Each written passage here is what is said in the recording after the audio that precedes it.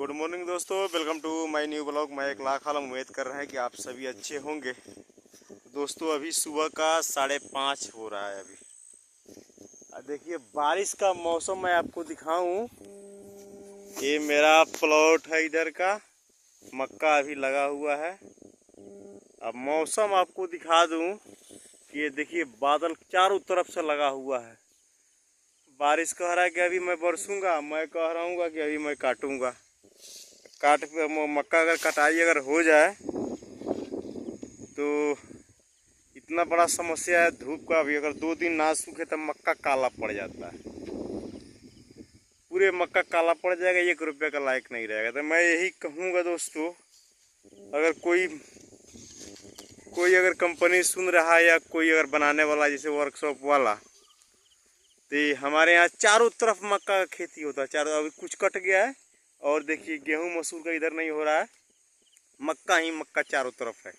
और जो खेत खाली दिख रहा है कटा हुआ है।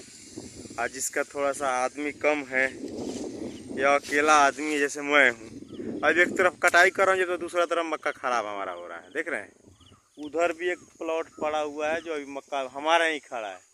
दोस्तों यही कहना है कि बरसात का टाइम आ गया है, बरसात को तो रोक नहीं सकते, मानसून उतर गया है, आगे रुकने वाला नहीं है। कोई अगर कंपनी हमारी बात सुन रही है और सब कोई सुन रहा है, पंजाब में 2 दिन में मशीन तैयार हो जाता है। जैसे कि मक्का हम कटाई कर रहे हैं, ये मशीन से कंपाउंड या क्या बोलते हैं हार्वेस्टर द्वारा, हालांकि हार्वेस्टर भी खेत में नहीं आ रहा है क्योंकि खेत गीला है।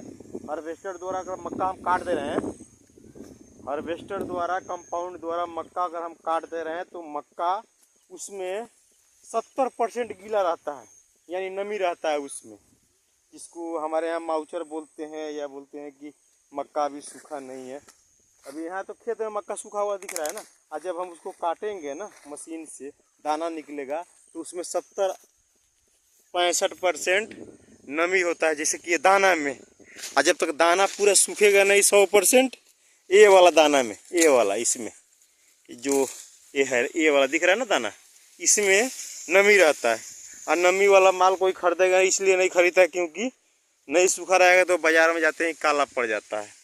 तो उसके लिए मैं बता रहा हूँ कि अगर कोई मशीन है ऐसा जी, एक तरफ हार्वेस्टर कटाई कर रहा है, किधर खेत में गिरा रहा है कि तिरपाल पे या पल्ली पे या ट्रॉली में, और वो मशीन में अगर डाल दिया जाए, जैसे कि वॉशिंग मशीन में हम कपड़ा हमारा 99% सूख जाता है, 95% सूख जाता है, उसी तरह मक्का काटने के बाद में दाना को अगर डाला जाए मशीन में तो 99% नहीं, क्योंकि 100% सूखा कर दे और पैसा जो ले, क्योंकि हमारे यहाँ उसका बहुत ज़्यादा मार्केटिंग होगा।